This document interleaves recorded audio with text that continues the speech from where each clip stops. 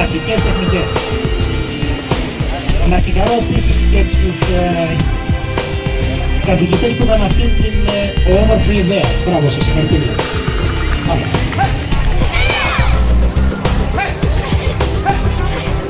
Εδώ οι αθλητές εκπαιδεύουν τα αντανακλαστικά τους, την ταχύτητά τους. Είναι τα πρώτα πράγματα που παίρνει ο αθλητής από την πρώτη μέρα που έρχεται σε ένα αναγνωρισμένο σωματείο.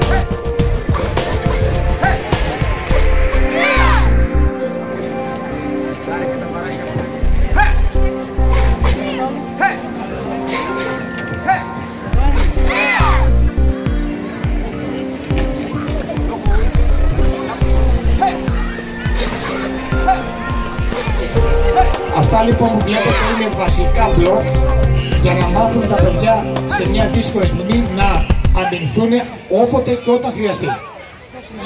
Γιατί για μας η αυτοάμυνα είναι το πρώτο πράγμα που πρέπει να μάθουν τα παιδιά. Ποτέ δεν είμαστε επιθετικοί. Μόνο αν χρειαστεί και αυτό θα κοιτάξουμε να προστατεύσουμε και αυτό.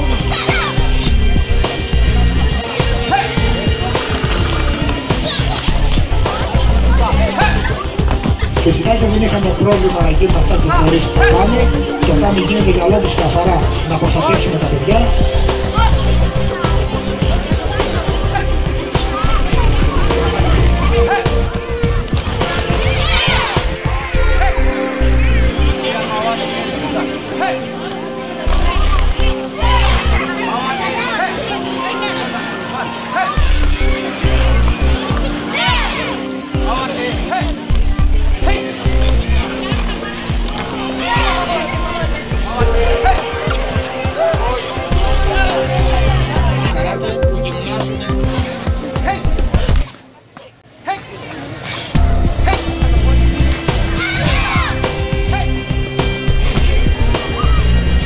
Βλέπετε οι αυτές του καράτε πόσο ήρεμοι είναι. Αυτό είναι και το μυστικό του αθλητισμού, η ηρεμία. Δεν χρειάζεται να δείτε κανένα η ταχύτητα που χρειάζεται, αλλά πάνω απ' όλα την ηρεμία για να μπορέσει να ανταπεξέλθει ένα παιδί. Είπαμε είτε μικρό είτε μεγάλο, είτε κορίτσι είτε αγόρι.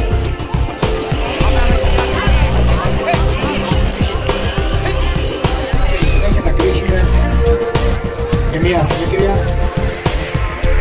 τεχνικές αυτόνομες.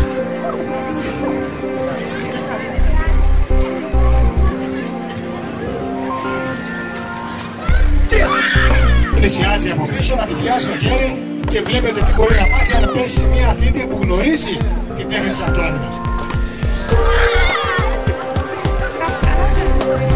Επιμένουν οι νεαροί, αλλά δεν ξέρουν τι μπορεί να πάθουν.